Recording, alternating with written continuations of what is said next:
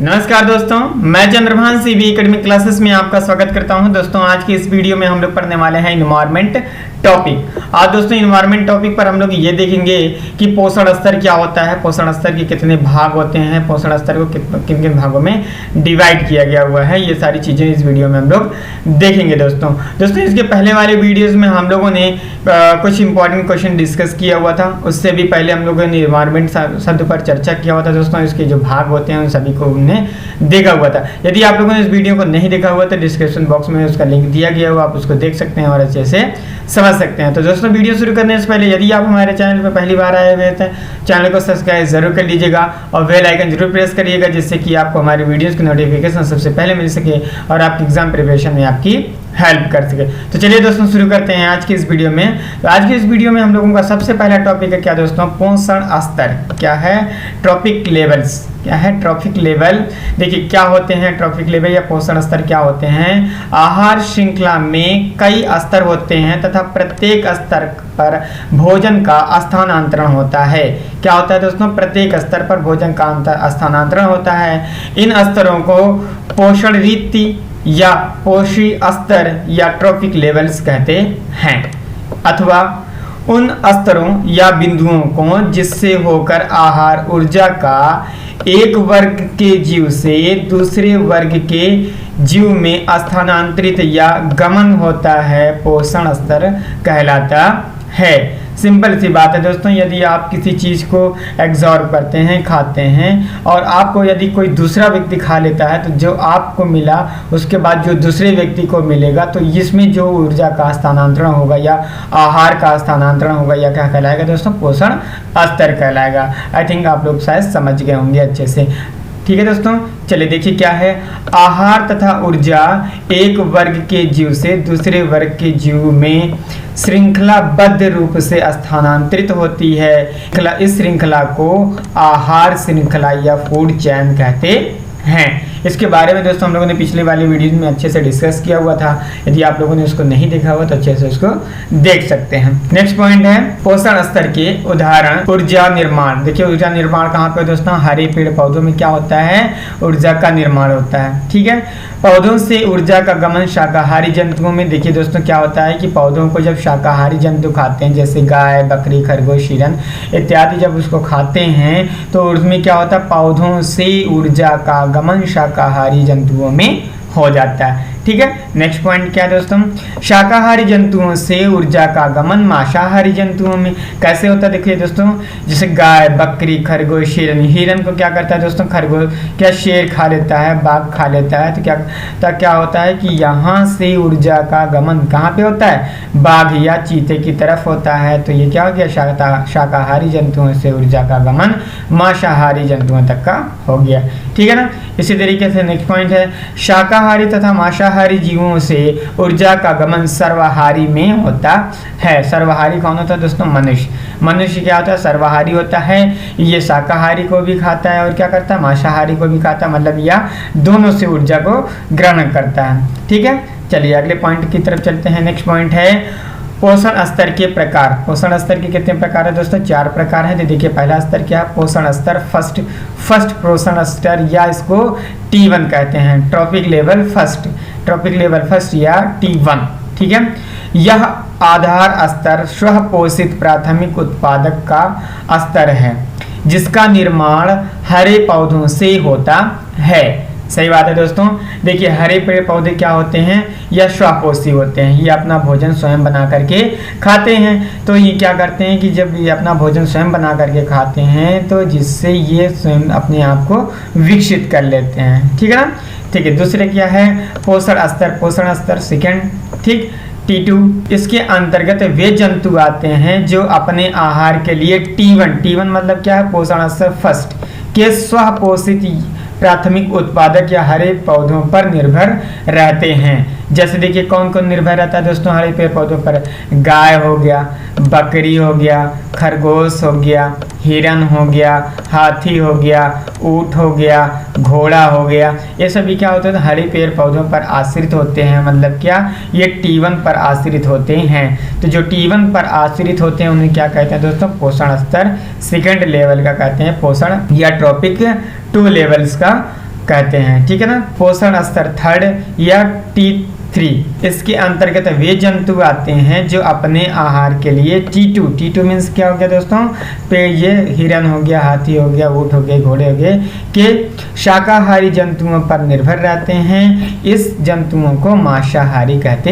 हैं। सही बात है दोस्तों। यदि आपको एग्जाम में पूछ लिया जाए कि T3 किस श्रेणी में आते हैं, तो ऑप्शन दे दिया जाए कोई सर्वाहारी, उत्पादक, मांसाहारी या शाकाहारी, तो आपको क्या रहेगा दोस्तों, T3 किस में आते हैं, मांसाहारी में आते हैं। क्यों? क्योंकि ये T2 पर डिपेंड होते हैं। ठीक, चलिए नेक्स्ट पॉइंट की तरफ चलते हैं। अगला पॉइंट है मांसाहारी या मांसभक्षी मीन्स क्या होते हैं दोस्तों, जो मांस को खाते हैं उसे क्या कहते हैं, मांसभक्षी कहते हैं। को 3 वर्गों में विभाजित किया जाता है। कितने वर्गों में दोस्तों, 3 वर्गों में विभाजित किया जाता है। पहला वर्ग क्या है दोस्तों, स्थलीय मांसाहारी। क्या होते हैं, स्थलीय मांसाहारी क्या होते हैं, कौन कौन होते हैं, जैसे शेर हो गया, दूसरा बाघ हो गया, चीता हो गया, छिपकली हो गई, मकड़ी हो गई, भालू, बाज, ये सभी क्या है दोस्तों, ये सब स्थलीय मांसाहारी जीव हैं। ठीक, दूसरा भाग क्या है, मृदावासी मांसाहारी। मृदावासी मांसाहारी क्या होता है दोस्तों, बैक्टीरिया होता है। क्या होता है, बैक्टीरिया होता है। ये याद कर लीजिएगा, ये पूछा जा सकता है कि मृदावासी मांसाहारी क्या होते हैं, तो क्या होते हैं, बैक्टीरिया होते हैं। ठीक है, जलीय मांसाहारी क्या होते हैं दोस्तों, घड़ियाल हो गया, मेंढक हो गया और मछली हो गया, ये सभी क्या है, जलीय मांसाहारी जीव हैं। ठीक, चलिए अगला पॉइंट क्या है, T4 स्तर या, ठीक है, T4 स्तर मतलब पोषण स्तर 4, T4 स्तर। ठीक है, इसके अंतर्गत वे जंतु आते हैं जो अपना भोजन T1, T2 तथा T3 से प्रत्यक्ष या परोक्ष रूप से प्राप्त करते हैं। जैसे आप सर्वाहारी कह सकते हो, T4 को आप क्या कहते हो, सर्वाहारी कहते हो, जो अपना भोजन T1, T2, T3 से प्रत्यक्ष या परोक्ष रूप से प्राप्त करता है। जैसे क्या दोस्तों, मनुष्य क्या करता है, अपना भोजन पौधों से भी प्राप्त करता है। ठीक है, अब अपना भोजन क्या करता है, शाकाहारी जीवों से भी प्राप्त करता है और अपना भोजन ये मांसाहारी जीवों से भी प्राप्त कर लेता है। ठीक है, तो इसको क्या कहते हैं, T4 लेवल का उपभोक्ता कहते हैं या T4 पोषण स्तर 4 होता है। ठीक, चलिए नेक्स्ट पॉइंट की तरफ चलते हैं। अगला पॉइंट क्या है, अपघटनकर्ता, डिकम्पोजर। ये वे जीवीय घटक हैं जो प्रायः उत्पादक तथा उपभोक्ताओं के मृत्यु के पश्चात उनके शरीर का अपघटन करते हैं तथा इससे निर्मित साधारण पदार्थों द्वारा अपना भोजन एवं ऊर्जा प्राप्त करते हैं। ये पदार्थ वायुमंडल एवं पृथ्वी में मुक्त होते हैं, पौधे इन्हें लेते हैं और इनसे भोजन व शरीर का निर्माण करते हैं। यह प्रक्रिया निरंतर चलती रहती है। तो ऐसे जीवों को क्या कहते हैं दोस्तों, अपघटनकर्ता कहते हैं। देखिए सिंपल सी बात है कि जैसे कोई जीव हो गया, अब जीव में चाहे वो पेड़ पौधे हों, चाहे कोई शाकाहारी हो, चाहे मांसाहारी हो, चाहे सर्वाहारी हो, ठीक है, जब ये मर जाते हैं, जब ये तो क्या कहते हैं, ये अपघटन जो होते हैं उनकी बॉडी को डिकम्पोज करते हैं, मतलब क्या खंडित करते हैं, छोटे छोटे भागों में खंडित करके उसको क्या करते हैं, मृदा में मिला देते हैं या उससे अपना भोजन और ऊर्जा प्राप्त करते हैं दोस्तों। ठीक है ना, आई होप कि आप ये पॉइंट अच्छे से समझ गए होंगे। क्या होते हैं इसके उदाहरण, जैसे मृतोपजीवी होते हैं या जीवाणु, मृतोपजीवी और जीवाणु होते हैं इसके उदाहरण। कौन कौन के, किसके दोस्तों, अपघटन कर्ता के, डिकम्पोजर के। ठीक है ना, ये अत्यंत महत्वपूर्ण जैवीय घटक है, ये बहुत इंपॉर्टेंट है दोस्तों। ठीक है, ये जैवीय घटक होते हैं, महत्वपूर्ण जैवीय घटक होते हैं, ये याद रहना चाहिए आपको क्योंकि ये अक्सर एग्जाम में पूछ लिया जाता है। चलिए नेक्स्ट पॉइंट की तरफ चलते हैं। नेक्स्ट पॉइंट हम लोग का क्या है, लिंडमैन का 10% का नियम। लिंडमैन का 10% का नियम, ये नियम क्या होता है दोस्तों, ये देख लीजिएगा। शाकाहारी जंतुओं उत्पादक की शुद्धता प्राथमिक उत्पादक का 10% भाग अपने में संचित या स्थिर करता है। जब कोई मांसाहारी जंतु इस शाकाहारी को खाता है तो वह शाकाहारी का केवल 10% ऊर्जा ही संचित करता है। ठीक है दोस्तों, ये क्या कहलाता है, 10% का नियम कहलाता है। मतलब क्या, जब कोई शाकाहारी जंतु किसी उत्पादन को खाता है, जैसे कोई प्राथमिक उत्पादक है, उसको किसी शाकाहारी जंतु ने खाया तो उसका कितना प्रतिशत मिलेगा, इसको केवल 10% ऊर्जा प्राप्त करेगा।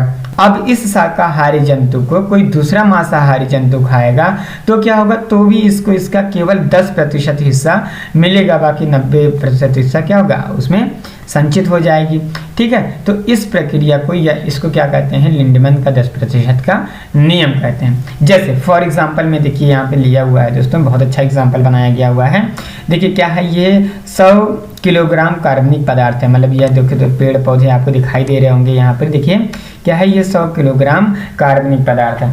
अब इसको क्या किया रहा है, ये हिरन आपको दिखाई दे रहा है, ये हिरन क्या करता है, ये पूरे को कंजर्व कर लेता है, पूरे को खा लेता है। ठीक है, तो इसको कितना मिला, इस 100 किलोग्राम कार्बनिक पदार्थ का जो इसको ऊर्जा मिला वो कितना मिला, 10 किलोग्राम मिला। कितना मिला, 10 किलोग्राम मास में ये किसमें कन्वर्ट हुआ। ठीक, अब देखिए दोस्तों, हिरन को कौन खाता है, आप जानते हैं हिरन को कौन खाता है, शेर खाता है। ठीक है, तो जब हिरन को शेर खाएगा तो इसका 10वां% भाग केवल शेर को प्राप्त होगा ऊर्जा के रूप में, बाकी सब क्या होगा, उसका क्षरण हो जाएगा। मतलब क्या, ऊर्जा केवल 10% रूप में आगे की तरफ बढ़ती है, बाकी सब क्या हो जाता है, संचित हो जाता है। ठीक, आई होप कि आपको ये पॉइंट अच्छे से समझ में आ गई होगी। ठीक है, चलिए नेक्स्ट पॉइंट की तरफ चलते हैं। अगला पॉइंट है, कुछ महत्वपूर्ण तथ्य है दोस्तों, ये बहुत इंपॉर्टेंट है, इसमें से आपको एग्जाम में जरूर एक आध पॉइंट मिल जानी चाहिए। पारिस्थितिकीय कार्यशीलता की आधारभूत इकाई पारिस्थितिकी तंत्र है। क्या है दोस्तों, पारिस्थितिकी तंत्र है। पारिस्थितिकीय अध्ययन का अंतिम लक्ष्य क्या होता है दोस्तों, पारिस्थितिकीय अध्ययन का अंतिम लक्ष्य क्या होता है, पारिस्थितिकीय विविधता एवं संसाधनों का संरक्षण, इसका क्या होता है, अंतिम लक्ष्य होता है। ठीक है, चलिए अगला पॉइंट है, ये देखिए बहुत इंपॉर्टेंट है, इकोलाइन। इकोलाइन क्या होता है दोस्तों, ये देखिए 2 विभिन्न पारिस्थितिकीय तंत्रों के मध्य का संक्रमण क्षेत्रमंडल होता है। ठीक है, इकोलाइन क्या होता है, इकोलाइन 2 विभिन्न पारिस्थितिकी तंत्रों के मध्य संक्रमण मंडल होता है। देखिए दोस्तों, यह जैसे एग्जांपल की तरह ये संक्रमण मंडल, एक मंडल ये है और दूसरा मंडल पारिस्थितिकी मंडल ये है। तो इसके मध्य का जो संक्रमण वाला भाग होगा, जो दोनों में होगा, इसको क्या कहते हैं दोस्तों, इकोलाइन कहते हैं। क्या कहते हैं, इकोलाइन कहते हैं। ये बहुत इंपॉर्टेंट है, ये कीवर्ड है दोस्तों, ये एग्जाम में पूछा जा सकता है, इसलिए आप इसको अच्छे से लर्न कर लेंगे। नेक्स्ट पॉइंट क्या है, मनुष्य किन कार्यों द्वारा पारिस्थितिकी तंत्र के अतिरिक्त ऊर्जा की पूर्ति करता है। ठीक है, किस कार्यों द्वारा या किन कार्यों द्वारा, देखिए क्या है, कृषि तथा उनसे संबंधित कार्यों के द्वारा पारिस्थितिकी तंत्र में अतिरिक्त ऊर्जा की पूर्ति करता है। ठीक है, चलिए नेक्स्ट पॉइंट की तरफ चलते हैं। जैविक तथा अजैविक तत्वों का संचरण विविध मंडलों में किन तंत्रीय चक्रों द्वारा होता है, तो किन चक्रों द्वारा होता है, समृद्ध तंत्रीय चक्रों द्वारा होता है दोस्तों। ये इंपॉर्टेंट पॉइंट है, इसको आप लर्न कर लीजिएगा। समस्त पृथ्वी की शुद्ध प्राथमिक उत्पादकता कितनी होती है दोस्तों, 300 ग्राम शुष्क भार प्रति वर्ग किलोमीटर प्रति वर्ष होती है। ये दोस्तों न्यूमेरिकल पार्ट है, इसको आप लर्न कर लीजिएगा कि पर समस्त पृथ्वी की शुद्ध प्राथमिक उत्पादकता। देखिए क्या है, जैसे मान लीजिए कि ये आपने क्या लिया, इतना 1 वर्ग किलोमीटर ले लिया। ठीक है, अब इसमें हम देखेंगे कि पूरे साल भर में कितना प्राथमिक उत्पादकता, शुद्ध प्राथमिक उत्पादकता इसमें होती है। तो कितना होती है दोस्तों, 320 ग्राम। ठीक है, शुष्क भार में। ठीक, इतना ही आपको याद होना चाहिए। मात्रक आप अच्छे से याद करिएगा, नहीं तो मात्रक मिस्टेक हो गया तो फिर आपका पूरा कीवर्ड, पूरा आंसर गलत हो जाएगा। ठीक है, अगला पॉइंट क्या है दोस्तों, पारिस्थितिकी तंत्र में स्थिरता का अर्थ है। पारिस्थितिकी तंत्र में स्थिरता का क्या अर्थ है दोस्तों, प्रत्येक तत्व के उत्पादन तथा उपभोक्ता में संतुलन। ठीक है दोस्तों, तो ये आज का काफ़ी महत्वपूर्ण सेशन रहा है दोस्तों, काफ़ी ज़्यादा इंपॉर्टेंट चीज़ें इसमें डिस्कस किया गया हुआ है। इसमें से अक्सर एग्जाम में 1-2 क्वेश्चन जरूर पूछ लिए जाते हैं। तो आज की इस वीडियो में बस इतना ही दोस्तों। यदि आपको ये वीडियो पसंद आया हो तो आप इस वीडियो को लाइक कमेंट शेयर जरूर करिएगा। यदि आपको कोई चीज़ इसमें पूछना होगा तो आप क्या करते हैं, कमेंट बॉक्स में कमेंट करके आप इसमें पूछ सकते हैं, हम इसका जवाब वहाँ पर जरूर देंगे। तो वीडियो देखने के लिए बहुत बहुत धन्यवाद दोस्तों। यदि आप हमारे चैनल पर पहली बार आए हैं तो चैनल को सब्सक्राइब जरूर कर लीजिएगा और बेल आइकन जरूर प्रेस करिएगा, जिससे कि आपको हमारी वीडियोस की नोटिफिकेशन सबसे पहले मिल सके और आपको एग्जाम प्रिपरेशन में आपकी हेल्प कर सके। Thank you so much for watching this video guys.